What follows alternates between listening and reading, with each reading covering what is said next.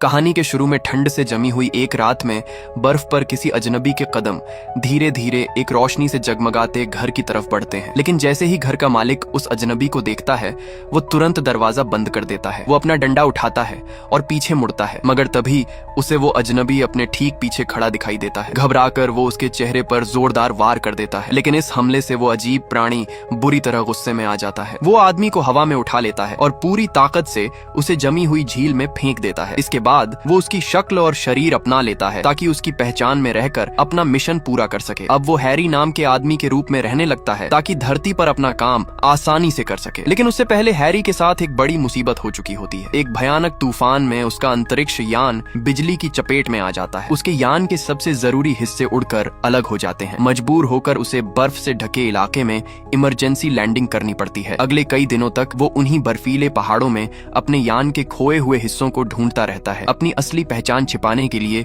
वो इंसानों की भाषा और आदतों को ध्यान से सीखता है, लेकिन उसकी ये शांत जिंदगी ज्यादा देर तक नहीं चलती। शहर के डॉक्टर सैम की अचानक रहस्यमय मौत हो जाती है। संयोग से जिस इंसान की पहचान हैरी ने अपनाई होती है वो मेडिकल की पढ़ाई कर चुका होता है, इसलिए शेरिफ माइक उसके पास आता है और उससे कुछ समय के लिए शहर का डॉक्टर बनने की गुजारिश करता है। हालांकि हैरी पहले कभी इस शहर में नहीं आया होता, फिर भी वो तुरंत हाँ कर देता है। लेकिन असल समस्या ये होती है कि उसे डॉक्टरों वाला कोई अनुभव नहीं होता। इसी वजह से वो सो रही नर्स अस्टा को देखकर उसे मरा हुआ समझ लेता है। फिर उसकी नजर पास में पड़ी डॉक्टर की लाश पर जाती है। वो उसके करीब जाता है और अपनी सूंघने की ताकत से मौत का समय पता लगाने की कोशिश करता है। उसकी ये हरकत लोगों के शक को और बढ़ा देती है। तभी हैरी एक और हैरान कर देने वाली बात कहता है। वो कहता है कि डॉक्टर की मौत खुद उसकी वजह से हुई है। माइक उससे वजह पूछता है। इस पर हैरी कहता है कि वो कोई डॉक्टर नहीं है, इसलिए उसे कैसे पता हो सकता है। उसकी बात सुनकर सब लोग उसे बेवकूफ समझने लगते हैं जो बिना सोचे समझे बातें कर रहा है। तभी मेयर बेन उसके पीछे भागता है और उससे ठीक से मौत की वजह पता लगाने के लिए कहता है। मजबूर होकर हैरी वहीं रुक जाता है और मामले की जांच ध्यान से करने लगता है। उसी दौरान वहां से एक छोटा लड़का गुजरता है। लेकिन हैरानी की बात ये होती है कि उस लड़के के पास ऐसा दुर्लभ जीन होता है जिसकी वजह से वो हैरी का असली एलियन रूप देख सकता है। दुनिया में लाखों लोगों में मुश्किल से किसी एक के पास ऐसा जीन होता है, मगर 1000 से भी कम आबादी वाले इस छोटे से शहर में ऐसा इंसान मौजूद होता है। हैरी को लगने लगता है कि उसका मिशन उम्मीद से कहीं ज्यादा मुश्किल है।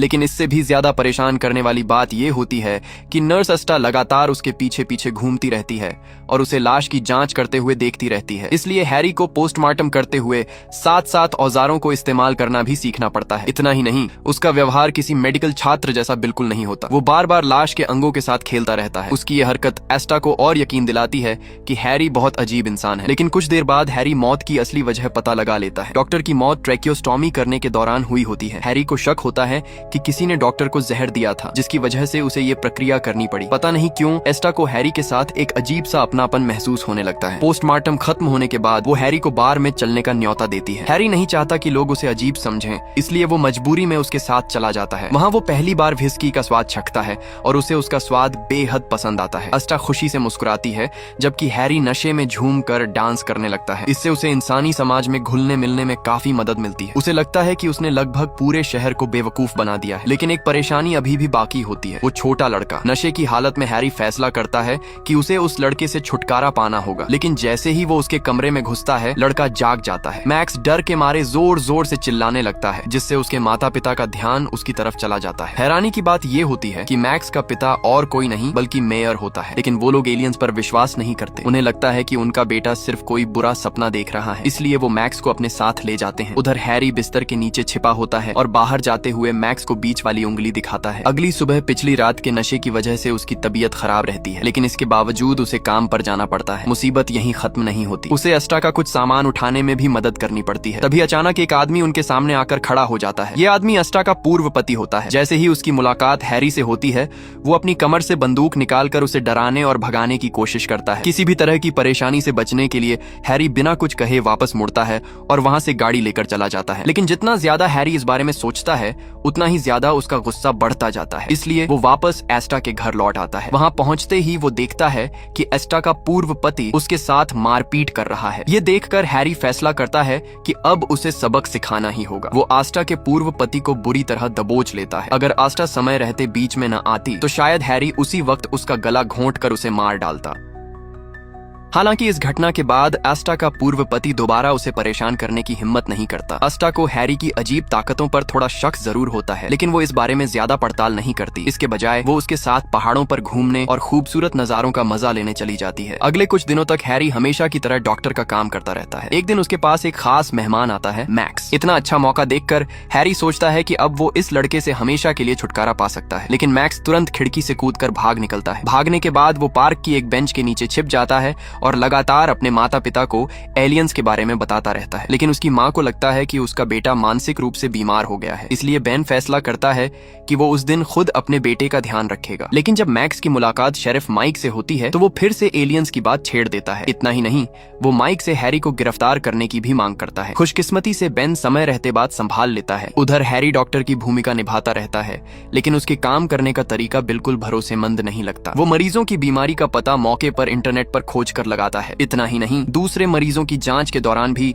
हैरी कई अटपटी और अजीब बातें करता रहता है। उसकी हरकतों की वजह से एस्टा पूरी सुबह हैरानी में डूबी रहती है। लेकिन दोपहर के समय हैरी की बारी आती है चौंकने की। वो सड़कों पर अपनी एलियन शक्ल वाली कई तस्वीरें और चित्र देखता है। उसे तुरंत समझ आ जाता है कि ये सब मैक्स की करतूत है। हैरी फैसला कर लेता है कि उसे जल्द से जल्द उस लड़के से निपटना होगा, वरना उसकी सारी मेहनत बेकार हो जाएगी। अगर उसने ऐसा किया तो वो खुद बड़ी मुसीबत में फंस सकता है, इसलिए फिलहाल वो कोई कदम नहीं उठाता। इसके बाद हैरी फिर से अपनी रोजमर्रा की डॉक्टर वाली जिंदगी में लौट जाता है। हालांकि वो मरीजों की जांच कर रहा होता है, लेकिन उसके दिमाग में हर वक्त मैक्स से छुटकारा पाने के तरीके ही घूमते रहते हैं। तभी अचानक मरे हुए डॉक्टर की पत्नी वहां आ पहुंचती है। उसे पता चल चुका होता है कि उसके पति को जहर देकर मारा गया था। वो हैरी से गुजारिश करती है कि उसे उसके पति के ऑफिस का सारा फर्नीचर ले जाने की इजाजत दे दी जाए, लेकिन हैरी को ये बात बिल्कुल भी जरूरी नहीं लगती। तभी वो देखता है कि एस्टा माइक को ढूंढ रही है और दोनों किसी बात पर बहस करने लगते हैं। ये सब देखकर हैरी को लगता है कि इंसान कितने दयनीय हैं, जो अपनी भावनाओं के हाथों नियंत्रित होते रहते हैं। उसके मुताबिक अगर खाने का इंतजाम हो तो वो हमेशा खुश रह सकता है, लेकिन जब से वो इंसानी रूप में आया है उसके अंदर एक अजीब सा खालीपन रहने लगा है। उसे शक होने लगता है कि शायद इंसानी भावनाएं उसे भी प्रभावित करने लगी हैं। लेकिन फिलहाल उसे बार की मालिक महिला के साथ मुलाकात पर जाना होता है। दोनों की मुलाकात बॉलिंग एली में तय होती है। हालांकि हैरी वहां नहीं जाना चाहता, लेकिन वो किसी का शक भी नहीं जगाना चाहता। फिर भी इस मुलाकात से उसे एक जरूरी जानकारी मिल जाती है। उसे पता चलता है कि पहाड़ों पर जमी बर्फ कम से कम एक हफ्ते बाद पिघलेगी। इसका मतलब था कि उसे अपने यान के मुख्य हिस्से जल्द से जल्द ढूंढने होंगे, वरना कोई और उन्हें पा सकता है। यही सोचकर वो जल्दी से बॉलिंग एली छोड़ देता है। अगले कई दिनों तक वो रोज क्लिनिक जाने से पहले पहाड़ों पर जाकर उन हिस्सों की तलाश करता रहता है। उसके सीधे और बेबाक बोलने के तरीके की वजह से कई मरीज उसकी तारीफ भी करने लगते हैं। लेकिन जैसे ही हैरी की नजर दोबारा मैक्स पर पड़ती है, उसका चेहरा तुरंत सख्त हो जाता है, क्योंकि पिछली रात वो चुपके से मैक्स की साइकिल की ब्रेक केबल काट चुका होता है। हैरी चाहता है कि उस ढलान का इस्तेमाल करके मैक्स को मौत के मुंह में धकेल दे, लेकिन असलियत में मैक्स को सिर्फ मामूली चोट लगती है। इससे हैरी का सारा प्लान बेकार हो जाता है। गुस्से में भरा हैरी लड़के का घाव सिलने लगता है। वो उसे बेहोशी की दवा तक नहीं देता और सीधे टांके लगाने शुरू कर देता है। लेकिन मैक्स भी कम जिद्दी नहीं होता। वो ताना मारते हुए कहता है कि हैरी ने शायद खाना नहीं खाया, इसलिए उसके हाथों में ताकत नहीं है। वो तो यहाँ तक कह देता है कि कुछ और टांके लगा दो ताकि घाव और मजबूत हो जाए। इस तरह एक बड़ा आदमी और एक छोटा लड़का बिना कुछ कहे एक दूसरे को चुनौती देते रहते हैं। आखिरकार इस मुकाबले में फिर से मैक्स की जीत होती है। लेकिन इंसानों के बीच रहते रहते हैरी के अंदर भी धीरे धीरे भावनाएं पैदा होने लगती हैं। हालांकि वो इस बात को मानने के लिए तैयार नहीं होता, इसलिए वो अपना ज्यादा समय यान के खोए हुए हिस्सों को ढूंढने में लगाने लगता है। काफी मेहनत के बाद आखिरकार उसे बर्फ के नीचे अपने अंतरिक्ष यान का एक टुकड़ा मिल जाता है। इसके बाद उसे एक एक करके और भी हिस्से मिलने लगते हैं। अब उसे पूरा यकीन हो जाता है कि उसका यान कहीं पास ही मौजूद है। लेकिन हैरी की खुशी ज्यादा देर तक नहीं टिकती। अचानक पहाड़ों पर बर्फ का बड़ा तूफान आ जाता है और हिमस्खलन शुरू हो जाता है। एक ही पल में उसकी सारी मेहनत मिट्टी में मिल जाती है। जिस रास्ते से वो खोजबीन कर रहा था वो पूरी तरह बर्फ के नीचे दब जाता है। ये देखकर हैरी बुरी तरह निराश हो जाता है। कुछ समय बाद मैक्स की माँ केट हैरी से मिलने आती है। वो चाहती है कि हैरी उसके बेटे का इलाज करे, क्योंकि वो मैक्स की एलियंस वाली बातों और अजीब चित्रों से तंग आ चुकी होती है। लेकिन हैरी केट से कहता है कि शायद उसे अपने बेटे पर ज्यादा ध्यान देना चाहिए या फिर पूरे परिवार को ये शहर छोड़ देना चाहिए। जाहिर है केट को ऐसा जवाब बिल्कुल पसंद नहीं आता, लेकिन हैरी उसकी बात को नजरअंदाज करके उसे सीधे जाने के लिए कह देता है। निराश होकर केट वहां से चली जाती है। अब हैरी को पता चल जाता है कि मैक्स के माता पिता भी उसकी बातों पर यकीन नहीं करते। ये सोचकर उसे थोड़ी राहत मिलती है। इसके बाद वो मैक्स को ढूंढता है और उसका मजाक उड़ाने की कोशिश करता है। करता है, लेकिन धरती की भाषा में उसकी पकड़ अभी भी कमजोर होती है। नतीजा ये निकलता है कि मैक्स ही उसका मजाक उड़ा देता है और एक बार फिर मैक्स जीत जाता है। लेकिन तभी हैरी के साथ इससे भी बड़ी मुसीबत हो जाती है। जैसे ही वो क्लिनिक पहुंचता है, उसे पता चलता है कि झील से एक लाश का हिस्सा बरामद हुआ है। ये सुनते ही हैरी के होश उड़ जाते हैं। उसे लगता है कि कहीं उसका किया हुआ कत्ल सबके सामने ना आ गया हो, लेकिन बाद में पता चलता है कि वो पूरी लाश नहीं बल्कि सिर्फ एक कटी हुई टांग है। किसी को भी अंदाजा नहीं होता कि वो टांग किसकी है, इसलिए शेरिफ माइक फैसला करता है कि उसे डीएनए जांच के लिए भेजा जाए। ये सुनकर हैरी के पैरों तले जमीन खिसक जाती है। अगर जांच में पता चल गया कि ये उसी घर के मालिक की टांग है जिसे उसने मारा था, तो उसकी पूरी सच्चाई सामने आ जाएगी। कुछ देर बाद डेप्यूटी शेरिफ लिव बताती है कि जीन रिकॉर्ड में सिर्फ छोटे बच्चों का डेटा मौजूद नहीं है। ये सुनते ही हैरी तुरंत वो टांग चुरा लेता है। फिर वो उसकी तुलना अपने बदले हुए पैरों से करता है। तभी उसे यकीन हो जाता है कि ये सचमुच उसी आदमी की टांग है जिसकी पहचान उसने अपनाई हुई है। लेकिन उसी समय माइक अचानक वहां आ जाता है और उसे टांग वापस मांगता है। बात करते करते दोनों के बीच महिलाओं और पुरुषों को लेकर बहस भी शुरू हो जाती है। हैरी कहता है कि कातिल कोई महिला भी हो सकती है। जब माइक कातिल के लिए वो जैसा सामान्य शब्द इस्तेमाल करता है, तो हैरी समझता है कि शायद माइक को कातिल के लिंग के बारे में कोई सुराग मिल गया है। तब माइक उसे समझाता है कि उसका मतलब सिर्फ इतना है कि कातिल पुरुष भी हो सकता है और महिला भी। वो ये भी कहता है कि हर छोटी छोटी बात में गलती ढूंढना बेकार है। साथ ही वो हैरी से कहता है कि जल्दी से त्वचा का नमूना लेकर जांच पूरी करे। हैरी का तेज दिमाग तुरंत एक योजना बना लेता है। वो तय करता है कि उसे ऐसे बच्चे का नमूना लेना चाहिए जिसका रिकॉर्ड अभी जीन बैंक में मौजूद न हो। इसी वजह से जब एक महिला अपने बच्चे को जांच के लिए लाती है, तो हैरी अचानक खतना कराने की सलाह देने लगता है। अगर एस्टा समय रहते बात न संभालती तो शायद हैरी की वहीं पिटाई हो जाती। आखिरकार वो एक सर्जरी के दौरान नमूना हासिल करने में सफल हो जाता है और इसी की बदौलत वो अपनी पहचान उजागर होने के खतरे से बच जाता है। लेकिन जब हैरी अपने ठिकाने पर लौटता है, तो वो देखता है कि माइक अपनी टीम के साथ झील में खोजबीन कर रहा है। ये देखकर हैरी का दिल तेजी से धड़कने लगता है। वो लगातार वॉकी टॉकी पर आने वाली खबरें सुनता रहता है। धीरे धीरे वो इंसानी भावनाओं के असर में आने लगता है। डर और बेचैनी जैसी भावनाएं जिन्हें उसने पहले कभी महसूस नहीं किया था, अब उसे अंदर से झकझोरने लगती हैं। तभी अचानक एक कुत्ते के भौंकने की आवाज उसे चौंका देती है। वो तुरंत पीछे मुड़कर देखता है और हैरानी की बात ये होती है कि इसी वजह से उसे सबसे पहले वो लाश मिल जाती है जिसे सब लोग ढूंढ रहे होते हैं। मौका देखते ही हैरी बिना देर किए उस लाश को अपने घर ले जाता है और छिपा देता है। लेकिन तभी एक ऐसी घटना होती है जिसकी हैरी बिल्कुल उम्मीद नहीं करता। अचानक एस्टा और डार्सी उसके घर के अंदर आ जाते हैं। उन्हें देखते ही हैरी के होश उड़ जाते हैं। असल में दोनों झील के किनारे टहल रही होती हैं और रास्ते में बाथरूम इस्तेमाल करने के लिए वहां रुक जाती हैं। दूसरी तरफ मैक्स की हालत भी कुछ खास अच्छी नहीं होती, क्योंकि वो लगातार एलियंस की कहानियां सुनाता रहता है, इसलिए स्कूल के सारे बच्चे उसका मजाक उड़ाते हैं। लेकिन तभी सैरा नाम की एक मुस्लिम लड़की उससे बात करने आती है। आखिर दोनों ही ऐसे बच्चे होते हैं जो खुद को दूसरों से अलग और अकेला महसूस करते हैं। उधर केट हैरी की सलाह मानकर अपने बेटे के प्रति चिंता दिखाने के लिए स्कूल पहुंचती है, लेकिन उसका ये कदम उल्टा पड़ जाता है। मैक्स के दोस्त उसका पहले से भी ज्यादा मजाक उड़ाने लगते हैं। बाद में मैक्स सैरा को हैरी नाम के उस एलियन को दिखाने ले जाता है। समय के साथ हैरी धीरे धीरे धरती की जिंदगी में ढलने लगता है, यहाँ तक कि वो सोचने लगता है कि अगर उसे अपने यान का मुख्य हिस्सा मिल भी गया तो शायद वो अपना मिशन पूरा ही न करना चाहे, क्योंकि हैरी का असली मिशन बहुत भयानक होता है। उसे पूरी मानव जाति को खत्म करना होता है और अगर उसके यान का वो मुख्य हिस्सा सक्रिय हो गया तो वो पल भर में धरती के सभी इंसानों का सफाया कर सकता है। उस रात हैरी एक अजीब सपना देखता है। वो अपने एलियन रूप में लोगों से भरी एक जगह पर पहुंचता है, लेकिन उसकी उम्मीद के विपरीत कोई उससे डरता नहीं है, बल्कि सब लोग उसका गर्मजोशी से स्वागत करते हैं। उसकी एक पत्नी होती है और बच्चे भी होते हैं, हालांकि वे सभी इंसान नहीं बल्कि एलियन होते हैं। फिर हैरी एक पैकेट खोलता है। अचानक उसमें से नीली रोशनी निकलती है। उस रोशनी की चपेट में आने वाला हर जीव धूल बनकर उड़ जाता है, सिर्फ एक प्यारा सा कुत्ता बच जाता है। ये डरावना दृश्य देखकर हैरी झटके से नींद से जाग जाता है। फिर उसे राहत मिलती है कि वो सब सिर्फ एक सपना था। उधर शेरिफ माइक लगातार हैरी के घर के आसपास झील में खोजबीन करता रहता है। हैरी समझ जाता है कि अगर पुलिस को जल्द नहीं रोका गया तो वो कभी भी उसकी छिपाई हुई लाश तक पहुंच सकती है, और अगर ऐसा हुआ तो पहाड़ों पर जाकर यान का मुख्य हिस्सा ढूंढने की उसकी योजना हमेशा के लिए रुक सकती है। एक सुबह नाश्ता करते हुए हैरी इसी समस्या का हल सोच रहा होता है। तभी मेयर बेन अचानक उससे मिलने आ जाता है।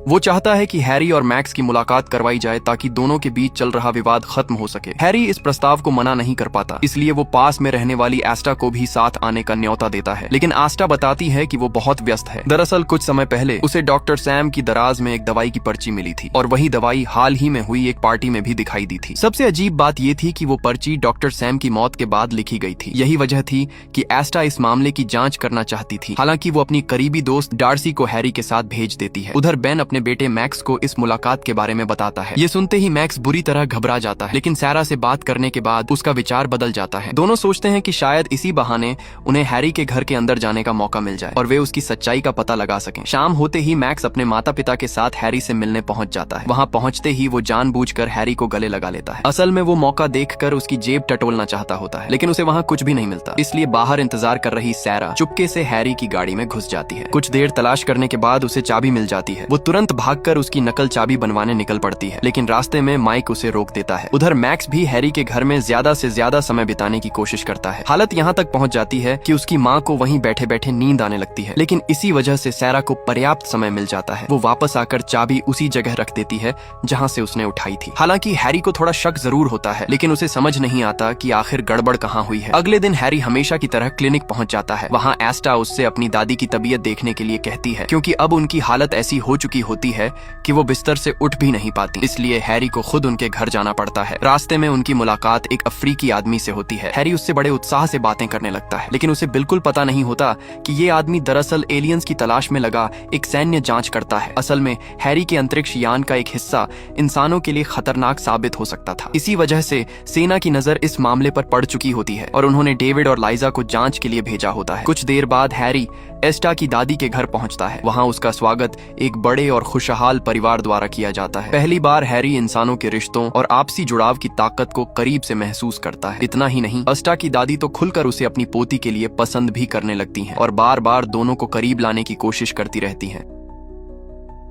उधर मैक्स और सैरा चुराई हुई चाबी की मदद से हैरी के घर में घुस जाते हैं। उन्हें अंतरिक्ष यान के कई हिस्से मिलते हैं, यहाँ तक कि कुछ हिस्सों की मदद से सेब हवा में तैरने लगते हैं। ये नजारा देखकर दोनों दंग रह जाते हैं, लेकिन जैसे ही सैरा उस तैरते हुए सेब को छूने की कोशिश करती है, अचानक जोरदार धमाका हो जाता है। जब हैरी घर लौटता है तो वो दोनों बच्चों को बेहोश पड़ा देखता है। इसके बाद हैरी जल्दी जल्दी मैक्स और सैरा को उनके घर छोड़कर वापस लौटता है। बेन और उसकी पत्नी मैक्स को साथ लेकर क्लिनिक आते हैं ताकि वो हैरी से माफी मांग सके, लेकिन इसी दौरान हैरी को पता चल जाता है कि मैक्स ने चुपके से उसके घर की चाबी की नकल बनवा ली थी। मैक्स ये भी दावा करता है कि उसे हैरी का सबसे बड़ा राज पता चल चुका है। पिछले कई दिनों से इंसानों को देखते समझते हुए हैरी एक बात सीख चुका होता है। उसे पता चल जाता है कि बेन और उसकी पत्नी अपने बेटे से बहुत प्यार करते हैं, इसलिए वो इसी प्यार को अपने हथियार की तरह इस्तेमाल करने का फैसला करता है। हैरी 4 आदमियों की तस्वीरें निकालता है। उनमें उस आदमी की तस्वीर भी होती है जिसकी पहचान वो अपनाए हुए है। फिर वो मैक्स से कहता है कि उन तस्वीरों में से उसे पहचान कर दिखाए, लेकिन मैक्स ने हैरी को हमेशा उसके एलियन रूप में ही देखा होता है, इसलिए वो गलत तस्वीर चुन लेता है। बस यही मौका हैरी चाहता था। वो तुरंत घोषणा कर देता है कि मैक्स मानसिक बीमारी का शिकार है और उसके माता पिता को उसे एक विशेष स्कूल में भेज देना चाहिए। वो स्कूल बहुत दूर और सुनसान इलाके में स्थित होता है। इस बार हैरी पूरी तरह मैक्स पर भारी पड़ जाता है। उधर मैक्स अपने माता पिता की बातचीत सुन लेता है। उसे पता चल जाता है कि वे उसे कहीं दूर भेजने की योजना बना रहे हैं। ये जानकर वो हैरी से बात करने का फैसला करता है। सैरा भी उसके साथ चली जाती है, हालांकि उनकी बातचीत थोड़ी अजीब होती है। शुरुआत में वे मैक्स को माफ करने की बात करते हैं, लेकिन कुछ ही देर में बात इस पर पहुंच जाती है कि अगर मैक्स मर जाए तो उसकी राख का क्या किया जाएगा। फिर भी आखिरकार नतीजा अच्छा निकलता है। दोनों पक्ष एक समझौते पर पहुंच जाते हैं। हैरी साबित करेगा कि मैक्स बीमार नहीं है और बदले में मैक्स एलियंस वाली कहानियां फैलाना बंद कर देगा। उस पल हैरी को लगता है कि उसे पहली बार सच्ची दोस्ती मिली है।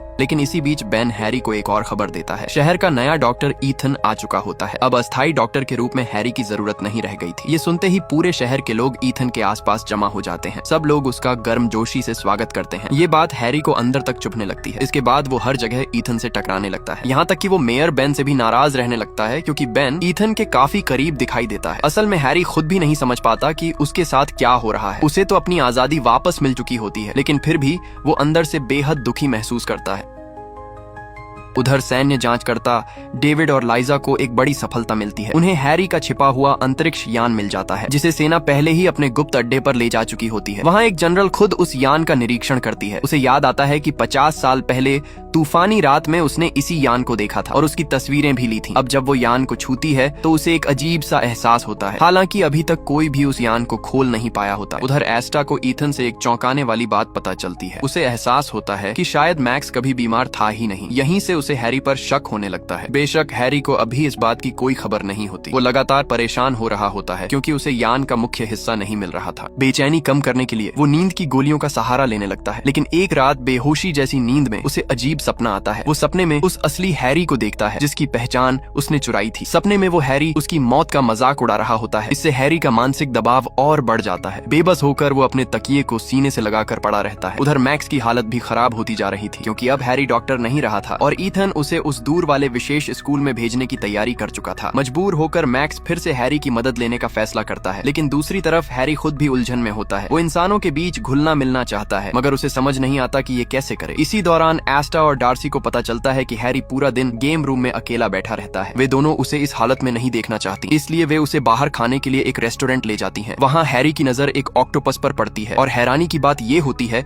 कि वो उसे अपनी प्रजाति का रिश्तेदार समझता है। उसी दौरान उसे एक बेहद अहम बात समझ आती है। उसे एहसास होता है कि मैक्स उसकी मदद कर सकता है। मैक्स की खास क्षमता की वजह से वो एलियन तकनीक से निकलने वाली रोशनी देख सकता था, इसलिए हैरी तुरंत मैक्स के घर पहुंच जाता है। मैक्स की बातों से उसे यकीन हो जाता है कि लड़का सच कह रहा है। दोनों फिर से एक नया समझौता करते हैं। हैरी मैक्स को शहर में रहने में मदद करेगा और बदले में मैक्स यान का मुख्य हिस्सा ढूंढने में उसकी मदद करेगा। हालांकि ऐसा करने से मेयर बेन के सामने हैरी की काफी बेइज्जती होती है, लेकिन उसके पास दूसरा रास्ता भी नहीं होता। इसके बाद दोनों चुपके से स्कूल में घुस जाते हैं। वहाँ से वे काफी सारा सामान चुरा लेते हैं ताकि एक बड़ा दूरबीन बना सकें। उधर सेना के अड्डे पर डेविड को एक बड़ा सुराग मिलता है। उसे पता चलता है कि हैरी का अंतरिक्ष यान उन प्राचीन वस्तुओं से बिल्कुल मिलता जुलता है जो 3000 साल पुरानी एक रहस्यमय सभ्यता के खंडहरों से मिली थी। वो सभ्यता अचानक गायब हो गई थी। ये देखकर डेविड एक खतरनाक निष्कर्ष निकालता है। उसे लगता है कि शायद ये एलियंस धरती पर इंसानों का विनाश करने आए हैं।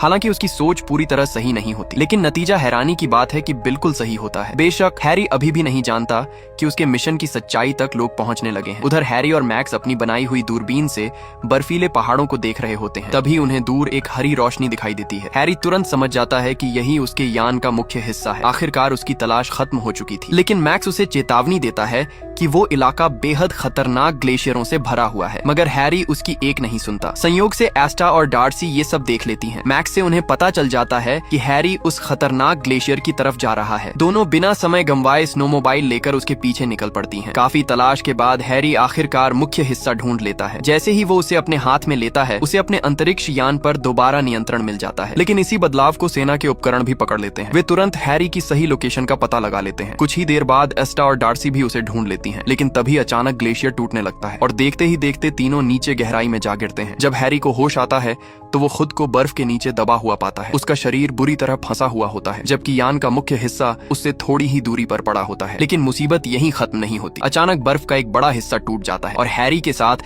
एस्टा भी नीचे की तरफ लुढ़कने लगती है। इस हादसे में हैरी बुरी तरह घायल हो जाता है। उसके शरीर से नीले रंग का खून बहने लगता है। ये देखकर एस्टा स्तब्ध रह जाती है। उसी पल उसे हैरी की असली पहचान का पता चल जाता है। अब उसके सामने सच साफ था। हैरी इंसान नहीं बल्कि एक एलियन था। ये सच्चाई स्वीकार करना एस्टा के लिए आसान नहीं होता, लेकिन जब उसे हैरी के साथ बिताए हुए पल याद आते हैं तो वो एक फैसला करती है। वो उसकी मदद करेगी। हैरी उसे बताता है कि उसका शरीर काफी हद तक इंसानों जैसा ही है, लेकिन अगर जल्दी इलाज न किया गया तो ज्यादा खून बहने की वजह से उसकी मौत हो सकती है।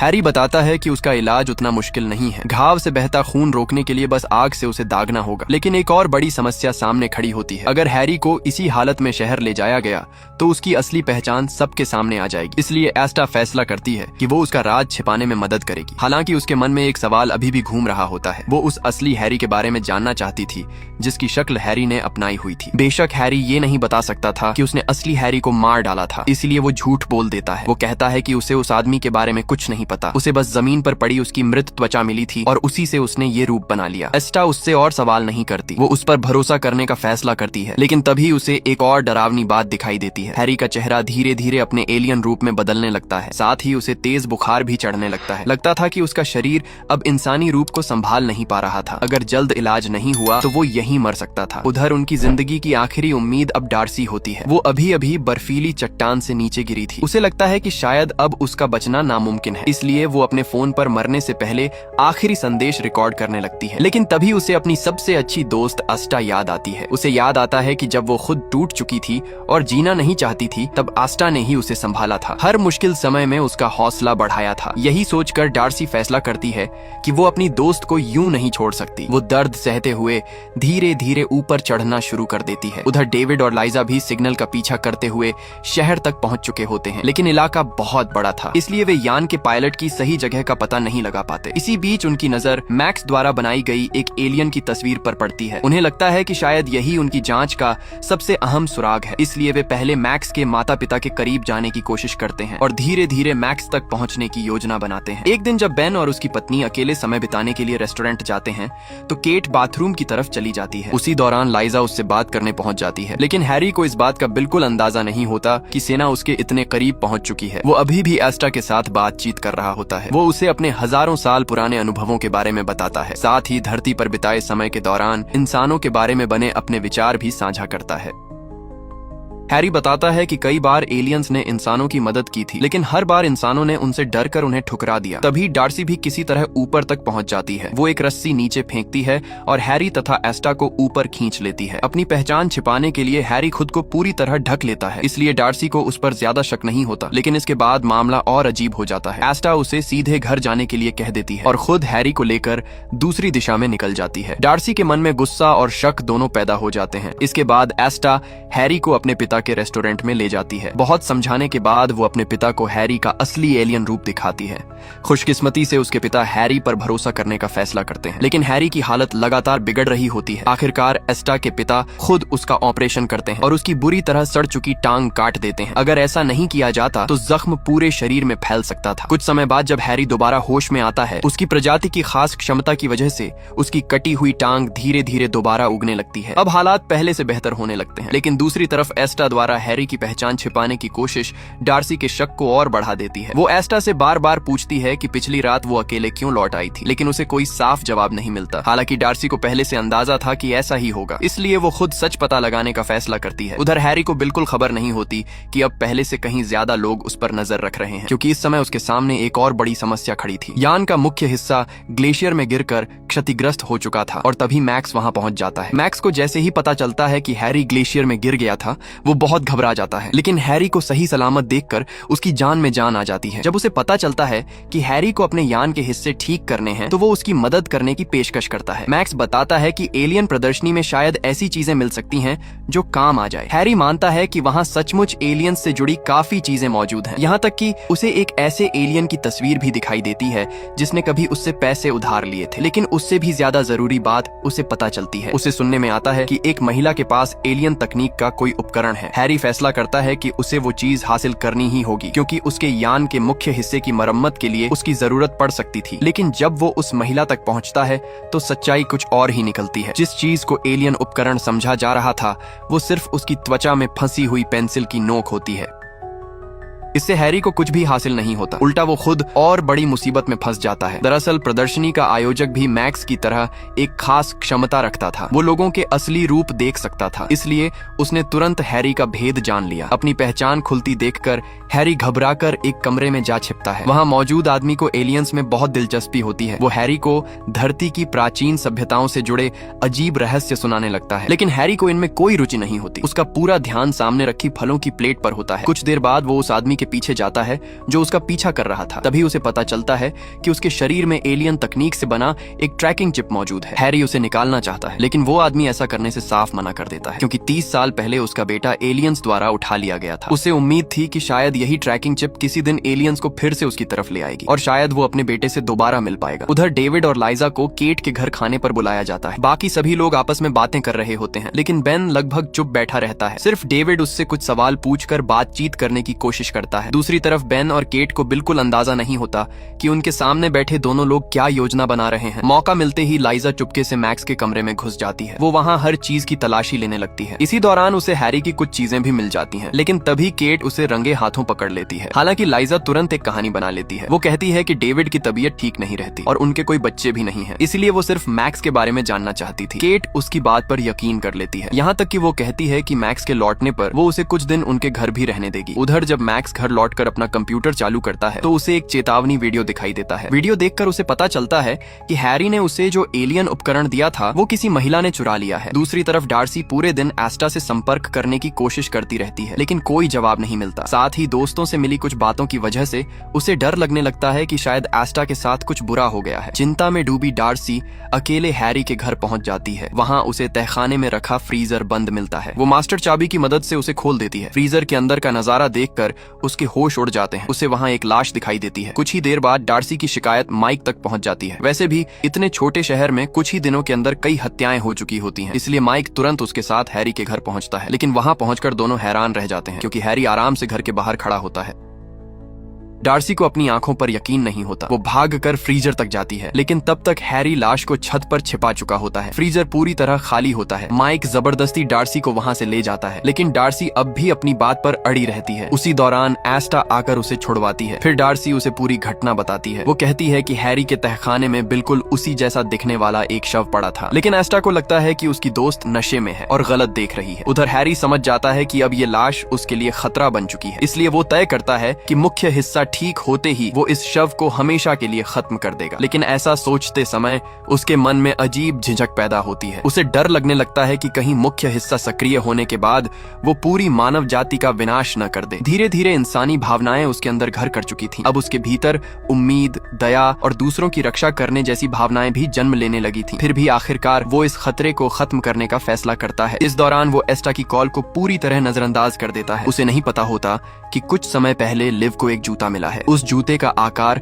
उस कटी हुई टांग से मेल खाता था जो झील से मिली थी। इसी वजह से लिव और माइक अब उस मामले की दोबारा जांच शुरू करने की तैयारी कर रहे होते हैं। उधर एस्टा की नजर भी उस जूते पर पड़ती है। उसे तुरंत एहसास होता है कि उसका आकार बिल्कुल हैरी के पैर जैसा है। पहले से मौजूद तमाम शक और सुरागों को जोड़कर अब उसे यकीन होने लगता है कि हैरी की असली पहचान एक कातिल की है। दूसरी तरफ मैक्स को जैसे ही चोरी हुए एलियन उपकरण वाला वीडियो मिलता है वो तुरंत हैरी को चेतावनी देने निकल पड़ता है लेकिन उसे नहीं पता होता कि लाइजा इसी मौके का इंतजार कर रही थी। वो अपनी गाड़ी लेकर चुपचाप मैक्स का पीछा करने लगती है। खुशकिस्मती से सारा समय रहते वहां पहुंच जाती है जिसकी वजह से लाइजा की निगरानी करने की योजना नाकाम हो जाती है। इसके बाद मैक्स और सारा सीधे एस्टा के पास जाते हैं। वो उसे बताते हैं कि हैरी का राज बहुत जल्द खुल सकता है। लेकिन जब मैक्स वापस अपने घर लौटता है तो उसे एहसास होता है कि कोई बाहर से उस पर नजर रख रहा है। घबराकर वो और सारा घर के सारे दरवाजे और खिड़कियां बंद करने की कोशिश करते हैं लेकिन तभी डेविड और लाइजा उन्हें पकड़ लेते हैं। दोनों जांचकर्ता लगातार एलियंस के खतरे के बारे में बातें कर रहे होते हैं और उनकी बातें केट भी सुन लेती है। अचानक लाइजा बंदूक निकाल लेती है। वो सबको धमकाती है और मैक्स सैरा को एक कमरे में बंद कर देती है। उसी समय बेन भी घर लौट आता है। जैसे ही वो ये सब देखता है उसके अंदर का गुस्सा फूट पड़ता है। अपने परिवार की रक्षा के लिए बेन और केट पूरी ताकत से मुकाबला करते हैं। वो घर में रखी हर चीज को हथियार की तरह इस्तेमाल करने लगते हैं और आखिरकार डेविड और लाइजा को घर से बाहर भगा देते हैं। कुछ देर बाद शेरिफ माइक वहां पहुंचता है। पूरी बात सुनने के बाद वो बेन और केट की बहादुरी की तारीफ करता है लेकिन दूसरी तरफ डेविड और लाइजा हार मानने वालों में से नहीं थे। वो मैक्स की बातों के आधार पर ये निष्कर्ष निकाल लेते हैं कि एलियन शहर का डॉक्टर है। हालांकि वो गलत डॉक्टर तक पहुंच जाते हैं और हैरी की जगह ईथन को गिरफ्तार कर लेते हैं। लेकिन तभी एक गुप्त सैन्य एजेंसी के लोग वहां आ पहुंचते हैं। वो ईथन को डेविड के हाथों से छीन लेते हैं। इतना ही नहीं, उनका इरादा मिशन पूरा होने के बाद ईथन को खत्म करने का भी होता है। खुशकिस्मती से उसी समय कुछ बच्चे वहां से गुजर रहे होते हैं, इसलिए वो अपना इरादा बदल देते हैं। लेकिन इस पूरी घटना से डेविड बुरी तरह टूट जाता है। उधर हैरी काफी देर से एस्टा की कॉल का जवाब नहीं दे रहा होता, इसलिए एस्टा सीधे उसके घर पहुंच जाती है। वहां वो उससे एक सीधा सवाल पूछती है, क्या उसने सच में असली हैरी को मार डाला था? इस बार हैरी झूठ नहीं बोलता, वो सारी सच्चाई मान लेता है लेकिन उसे किसी तरह की सहानुभूति नहीं मिलती। उल्टा एस्टा गुस्से में उसे कहती है कि वो अपनी दुनिया में वापस चला जाए। ये सुनकर हैरी के अंदर एक अजीब एहसास पैदा होता है। उसकी आंख के कोने से एक आंसू निकल आता है। उसे समझ नहीं आता कि ये क्या है, लेकिन वो खुद को बेहद बेचैन और दुखी महसूस करता है। उसी पल वो एक बड़ा फैसला कर लेता है। वो यान के मुख्य हिस्से का सक्रियण बटन दबा देता है। अब पूरी मानव जाति के विनाश में सिर्फ 90 मिनट बचे होते हैं। हैरी को लगता है कि उसके पास कोई दूसरा रास्ता नहीं है। इसके बाद वो सीधे उस सैन्य अड्डे की तरफ निकल पड़ता है जहां उसका अंतरिक्ष यान रखा होता है। मुख्य हिस्से की ताकत की बदौलत वो पल भर में सभी सैनिकों को बेअसर कर देता है। फिर वो अपने अंतरिक्ष यान में सवार हो जाता है और धरती छोड़ने की तैयारी करने लगता है। लेकिन उसे नहीं पता होता कि एस्टा और मैक्स उसका पीछा करते हुए वहां तक पहुंच चुके हैं। दुर्भाग्य से सैनिक दोनों को पकड़ लेते हैं और हैरी को बाहर निकालने के लिए उन्हें बंधक बना लेते हैं। फिर भी वो हैरी की पूरी ऊर्जा ढाल को भेद नहीं पाते। इसी दौरान हैरी को एक सच्चाई का एहसास होता है। उसे समझ आता है कि वो प्यार करने लगा है। वो उस इंसान को चोट नहीं पहुंचा सकता जिससे वो प्यार करता है। इसलिए वो एक नया फैसला करता है। वो मुख्य हिस्से को लेकर अपने अंतरिक्ष यान में बैठता है और धरती से दूर अंतरिक्ष की ओर उड़ जाता है। उसका इरादा उस हिस्से को अंतरिक्ष में विस्फोट करने का होता है ताकि मानव जाति बच जाए और वो खुद हमेशा के लिए धरती छोड़ सके। लेकिन हैरी को ये बिल्कुल पता नहीं होता कि मैक्स चुपके से उसके यान में घुस चुका है। और इसी रहस्य के साथ इस फिल्म की कहानी यहीं खत्म हो जाती है।